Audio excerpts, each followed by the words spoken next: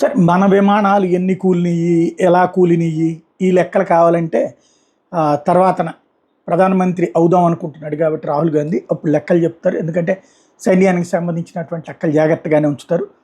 అది పక్కన పెడితే పాకిస్తాన్కి సంబంధించిన లెక్కలైతే రాహుల్ గాంధీకి ఏంటి యావత్ ప్రపంచానికి చెప్పచ్చు. 2025 ఏప్రిల్ మేలో పాకిస్తాన్ వైమానిక దళానికి భారీ నష్టాన్ని కలిగించినటువంటి ఆపరేషన్ సింధూర్కి సంబంధించి 8 F-16లు, 4 JF-17లు సహా అధిక విలువైన ఆస్తుల్ని నాశనం చేయడానికి దారితీసింది అన్నటువంటి ఇప్పుడు అంతర్జాతీయ మీడియా ప్రొజెక్ట్ చేస్తుంది. $3.35 బిలియన్ దెబ్బతింది అన్నటువంటిది పాకిస్తాన్ ప్రధానమంత్రి ఈ అరబ్ దేశాలకు వెళ్ళి చెప్పినప్పుడు తెలిసినటువంటి విషయం.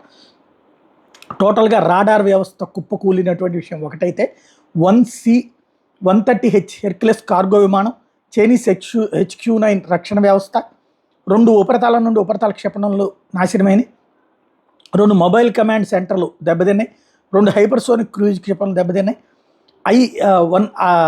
వైమానిక ముందస్తు హెచ్చరిక నియంత్రణ వ్యవస్థ కూడా అవాక్స్ కూడా దెబ్బతింది. ఓవరాల్గా ఇది పాకిస్తాన్ అజర్బైజాన్కి, టర్కీ దగ్గరికి వెళ్ళి చెప్పుకుని ఇప్పుడు సాయం అడుగుతోంది కాబట్టి తెలిసినటువంటి అంశం.